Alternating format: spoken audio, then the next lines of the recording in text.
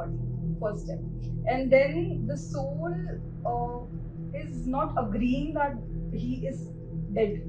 And he screams with around people that, why are you crying? I'm still alive, I'm still alive. And that is the whole process that is happening. Then that we call him Yamraj.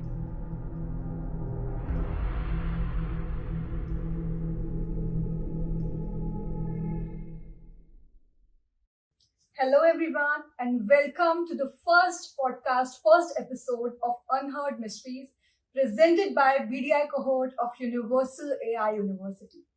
So in this podcast, we'll be discussing about various fascinating, interesting and mysterious topics which will blow your minds off. So today's podcast is going to be very, very interesting as we'll be touching the aspects of what actually happens after death or what happens with the soul if a person dies. I am your host Ridima Jaiswal and today we have a very special guest with us who is the Dean of our esteemed college. Apart from this, she holds deep knowledge about history as well as she is fascinated from mythology. And apart from this, she loves to read and explore the unexplored things. She's also a spiritual person as well. So today we have with us Dr. Kamatchi Iyer. Hi. Welcome, ma'am. And today it's a pleasure for each one of us to have you here today, as well as we would love to hear your thoughts, your insights about the topic we have for today, that is life after death. How are you, ma'am? I'm fine, and it is an interesting, initiative by the students. Equally, I am happy to share my, whatever knowledge I am having related to this. So I'm also looking forward. Okay. Ma'am, this one question that I was curious about since the day I approached you for the podcast and you said yes was the first thing which came into my mind, and I would love to start with that one question. So since our childhood, we we were listening about many stories that what happens to a person, to the soul of the person if a person dies, like that we call it as Atma in Hindi. So what are your thoughts and views about what actually happens to the soul of the person when a person dies, the detachment or the process, like whatever? Yeah, if you look into the mythology or the kind of a culture and the whatever rituals we are following, whether it is Hinduism or any other religion, but we can see one or other way they're doing some kind of a rituals which is related to satisfying or fulfilling that the soul which is departing from the body. So, for example, if you look into the kind of the rituals which we are doing, that there is some time limitation is also given. First 13 days they have to do kind of a little bit of a rituals, and after 13th day, and they will be doing some kind of a purification and all those things. So, if you look into the background of that, so they still believe that still that 13 days that we are they will be giving the food and the whatever they like. So these kind of rituals, we are automatically understanding that they are believing, knowingly or unknowingly, they are believing that soul is roaming around. Okay. Am I right? So if we normally say that it's gone and they are sad and they are not able to come out of that particular day-to-day practice whatever they were doing. But it's not that way that if the pandits will say so. In that kind of a mourning period, people don't understand that what kind of a rituals they are going through, what kind of a things the pandits are telling, and all those things. But if you read thoroughly about the Hindu mythology, it talks about that every day there is some kind of a process. Okay, so they feel that, in a better way, I can say that in a Brahmin community, they will install a stone. Okay, they assume that is the person, is there, present over there. That soul is present in that stone. And after that, they will be giving some kind of a food and, some kind of a shanti, which we call it as too. So we are giving the option that 10 days we are making that soul, whatever departed, that, they are roaming around. So we want to satisfy that soul and we want to give them the complete, mukti from that, particular place, so that it should not be roaming within that family itself. So that after 13th day, we feel that yes, it has reached the next level. Okay. So that is the actual reason behind it. So the next level is that they say that they will mix with their ancestors. So they will go and join the tree. Okay, maybe the the ancestors, whoever is already died, so they'll be moving to their that particular tree. So the next year onwards, whenever on that particular tithi you are doing that some kind of ritual, so we say that we are satisfying all those souls, so that it's getting satisfied and the further rebirth is not happening.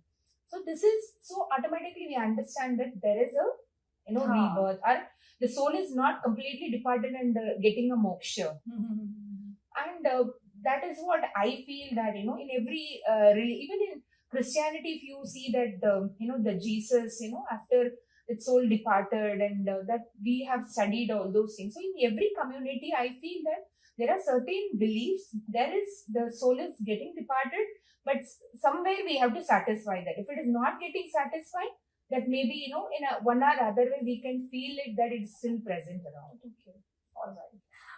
I have also heard many things and read many things about the same topic. So what I have heard and read is, the first step is the soul gets detached from the body. First step, and then the soul is not agreeing that he is dead, and he screams with around people that, why are you crying? I'm still alive. I'm still alive. And that is the whole process that is happening. Then that we call him Hindi Yamraj.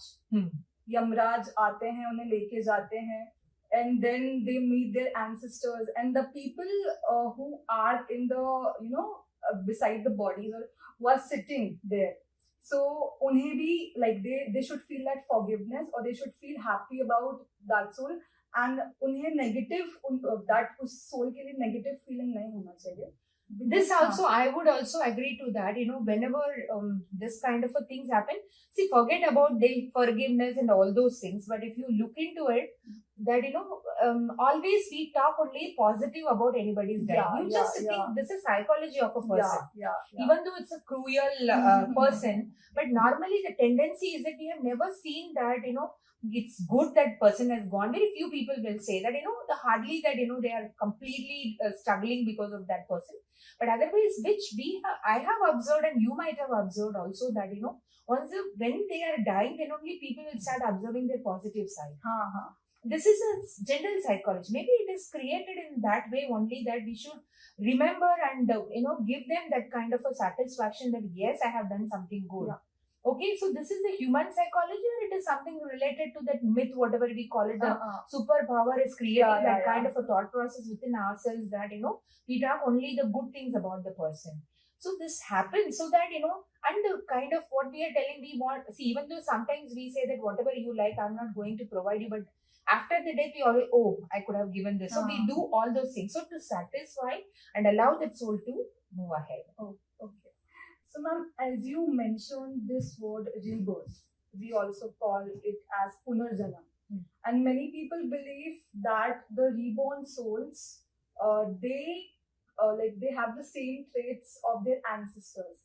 And many of them also believe that when a person dies, so the souls find the same place in their own family to reborn again, or their close ones. So what is your thought about this?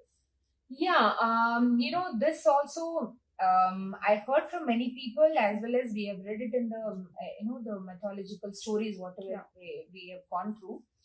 So normally they say that when the worm, the fetus is getting developed in the first 3 months, that is they don't get the heartbeat. We start realizing only after the 3rd month. Till the 3rd month it is not having any shape as such. So they normally feel this. I have heard from my grandparents or somebody, like in the first 3 months, anybody is a close relative is dying in the family, they normally say that if it is a male, they say that he'll get a boy, kind of, because they normally believe in that. They will try to take the shape of the person who will be coming as a new birth, which will be happening in the family. So this we heard from many people. Many times I have also observed, maybe it's a myth, or it is but many times 95% I have observed that in and around that it happens to be true. Okay, so so that means that, and there are certain evidences are also available, as we are telling that in the 3rd month only we are able to get the heartbeat, that means that, that soul is finding for some kind of a replacement. And it also it's a reverse effect. Something, the after the death, sometimes the people were not pregnant for so many months, so many years, they are not having child. So all of a sudden they became, the parent. So that is, these are all some kind of linkage must be there. And even in Mahabharata and all those things, also we always see. Sometimes we see that the father may not be having a very great character. He may be a cruel king or something like that. But if you see the next generation, that grandfather may be a very good human being. So when that that when they are birth is happening, that the grandchildren will be having the traits of the grandparents. So they believe that the grandparent is coming back to the family. Back to the same family. Yeah. So there are certain, the birthmarks also. This is also maybe a myth, I don't know. Like, I heard from the people, like especially in the village side and all, the people used to say that different kind of a birthmarks are there with the children. Like, the behind, it's a big, normal, it's a small size thing, it's a mole. But it is a birthmark which is little bigger in different shapes. They believe that, these on the are same place. So they say that this is an indication of your ancestors have come back to your family. And it also happens that you keep you're affectionate to somebody, like you're so close to your grandparent or somebody, like when this is a cycle happens, then always when the child is born to that particular person, always have that kind of a traits. So it may be related to the rebirth cycle. But if you see in the mythology also, like in the history, if you read about that, the 4 levels of any human being life, like grihastha, and that you might have read it in the history, that first 25 years they are with the gurukul, that is a learning period. The next 20 years always we spend more on the family, materialistic life, the family and getting married and children and all those things. They normally say that the next 25 years we should create that kind of a little bit of a detachment with all this materialistic thing. Maybe the last 25 years they used to say that it should be only to the God, dedicating ourselves to the God. So this is, but that was the cycle which was followed in the old generation. So even in Bhagavad Gita, they talk about that, different kind of marga, like about your meditation, bhakti marga, and, some different kinds, the 4 different kinds of marg they are talking about. So that is indirectly, it is, talking about this. But unfortunately, so that time they were not worried about the rebirth, because automatically the last, level, even a big king, if you see Ashoka, you might have read about, he, even in Buddhism also, they believe in this kind of a, cycle. So always you see the people who spreaded the Buddhism and all that, those kings at the last phase, they're always with Shanti and the Moksha and this marg they have taken over. So they say whatever you do in the first 2 cycles, that if you do a very good thing in the last cycle and dedicate yourself towards the God, the salvation is possible, the Moksha is possible. So that is what the mythology says. But in today's scenario, this kind of a segregation is not there. The people till 90 years, if they are living, they are always attached with the materialistic thing. So that may be the reason that, this we are not attaching ourselves to that bhakti marga. So automatically that is maybe leading to the rebirth. So this is basically, we can relate it to karma. Yes, karma. Same. Nothing else. It's a karma. So the karma, like, we have to weigh that karma in the middle. That is what our history says. That you do, like Ashoka's life history, if you take into consideration, like, he was a very cruel king. He was, bloodsheds everywhere. He was having such a craze for wars and other things. But one point of time, that one Buddhist, what Bhikshu, Buddha Bhikshu we call it. And that saint, he came, that monk, he came. And then he gave that, and that one particular moment, he saw that nobody is around. I'm winning, but like I have lost so many good souls. Like that time he changed, and after 25 years, he did a lot of good things, and whatever he earned, he gave back to the society. So that is karma. So you did something wrong, so you have to weigh somewhere. So when he weighed, he was counseled by a monk. So that means we need a bhakti marg. That is, guru. You need a guru. So if you move towards that direction, so automatically you come out of that kind of a cycle. But that kind of an analysis is not happening in today's generation. Yeah, we can see it. Yeah. So that means there is a possibility that you have to go through the multiple cycles. That is I think that is very well, in today's scenario that we are able to see here and there that some kind of, this kind of, we are feeling spirit and all those things. We have never heard of this in the old generations. One more question which I have in my mind. When I was back in class 10th, my grandmother passed away, and at that time I was mature enough to understand what death is. That was the first time I witnessed many rituals and many things happening in my home, and I saw that, I witnessed everything. So that one thing which I remember is we used to sit every day in that Garun Puran, the book named Garun Puran, and we used to listen to that. The priest, they just spell it, and we used to listen to it.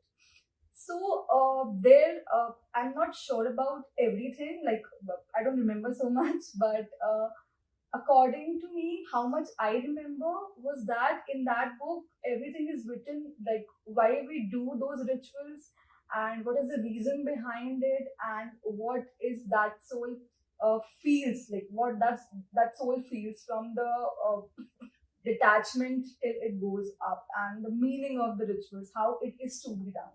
So what is your thoughts about this? Yeah, see, as you were talking about the Garuda Puran, that is, it is also having two sections. One is talking about that how the soul is, the departed soul, how it is traveling and reaching, and what are the customs we are following in every level. As I told you in the beginning, that you have to satisfy that it's still it roaming around, and then it is going to the second level. You are doing all the rituals and going to Gaya or somewhere else. Then after that, you are just taking them safely to their ancestors group, so that their ancestors will take care of them and they will take them to the different world altogether. So far, they are neither here nor there; they were in between. Okay, so this departed from this place, but it has not reached there. So still, it is it is not able to accept it. When it is reaching there, that we do the rituals to make them feel comfortable with their own set of ancestors, so that it is satisfying. So Garuda Puran is also talking about another one thing which we were discussing about the karma. Yeah. Okay, it talks about you do this, you have this kind of ill effects will be there. So it is also talking about if you do good things, what will happen? You will attain the moksha. So the kind of it also describes about the punishments which so like it's obviously it is not about the punishments or anything. It's about the karma. Okay, so if you do good karma, you will be having, there is no rebirth and you are getting the complete salvation. So, but the moksha. But this, when you are doing certain things, then you make the rebirth maybe in different shapes. It is explaining about, like you will be having this. So ultimately, it is talking about you will go through a trouble. So do good things, you will have a good peace. You do bad things, then for that you will be going through a bad phase of your life. If it is not now, it's later. So and we also hear, sometimes in the house they say, "Abhi nahi milega to baad mein to he will be suffering for sure." So that is maybe the belief or what the ancestors have told us. That is what we call it as the evidences which we are having mentioned by the ancestors. So that could be the case. Yeah, and the rituals which we perform, like, are they really necessary?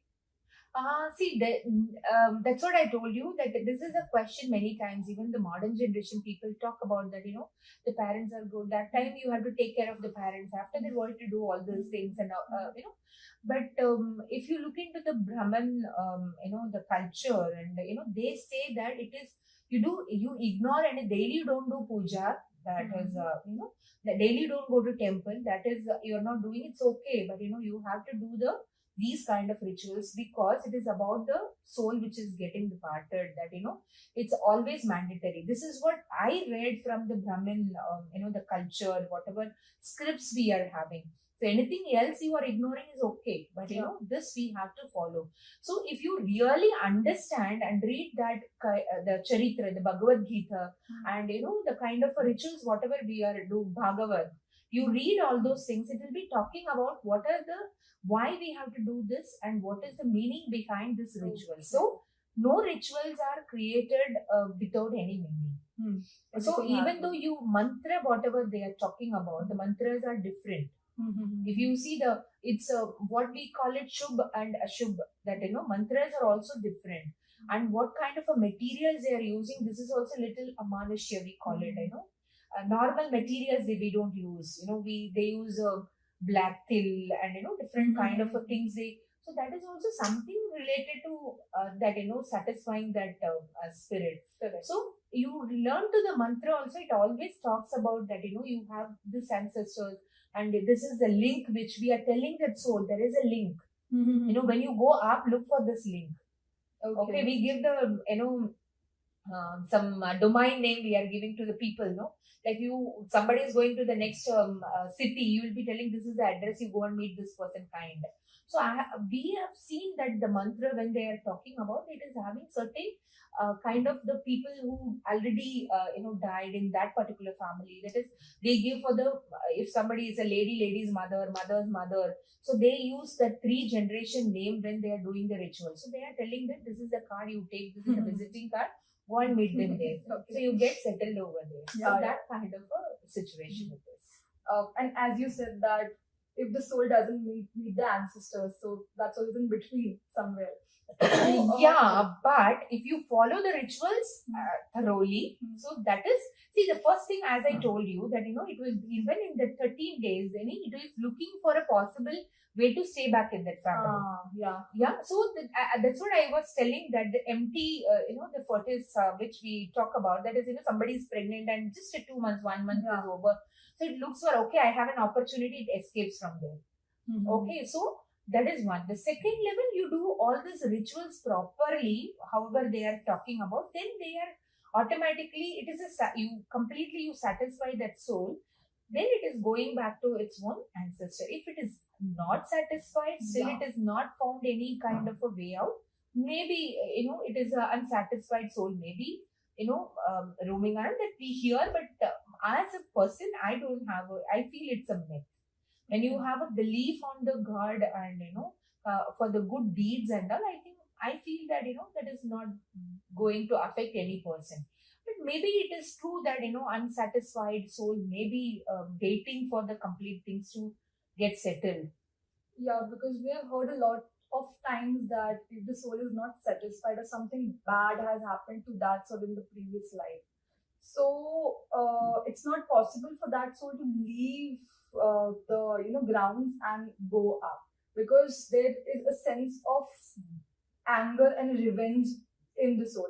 But I guess we heard it from many people, but we never saw it. There are few people who have seen it or they have myths in their mind, but I guess this is more of a psychological disorder or a myth, but not completely into. I also agree with you. That is, it's a psychological feeling that if I feel that somebody has done this, and if that person is gone, then after that anything happens, that it may be like that is what they relate to the things. Yeah, and there are certain, as I mentioned, that it may be a mental disorder also. Sometimes they relate it with the this kind of spirit as occupied and all those things. But actually, if you look into the proper psychiatrist as handling that person, it may be something else. It is not that it is haunted by this kind of a spirit. So maybe there must be a dissatisfaction that soul is not reaching, but it is not going to affect any other person, because it is taking revenge and doing that I feel that it is a completely a myth. It may not be true, but we heard stories in and around that this is happening and all. But I believe that it is only your hormonal the changes that they related with something else. As I told earlier as well, you were the best person for this podcast, for this topic to have a conversation with. And you made the whole podcast in the first episode. Like, we are reading the first episode right now. And this will be very lively and very interactive, because we have you, you shared your thoughts, your insights, and we got to know many mysterious things which we were not knowing, especially related to the mythology or Hindu mythology, I say. Because in this era, if I talk about myself or the people around me, we are not so much connected to our grounds. that what has happened in the history or what is happening in the mythology. But when you said things and when you shared your own knowledge, we found it so interesting that we just got to the flow and we were just talking. So, ma'am, thank you so much for giving your precious time, and we really enjoyed this session with you, and you made it very interesting. Thank you so much. Even it was a very interesting session for me too. Yeah. And as you have mentioned, that today's generation, that they don't believe in certain the rituals and the value system and all those things. Like especially the rituals, they feel that it is time consuming, and this mantra they never realize it. But I feel that everything is having some meaning behind it. And thanks to you, that it was a really interesting for me too to converse with you people. Thank you so much, ma'am. We hope that you come again and share your knowledge again. Definitely. Thank you so much.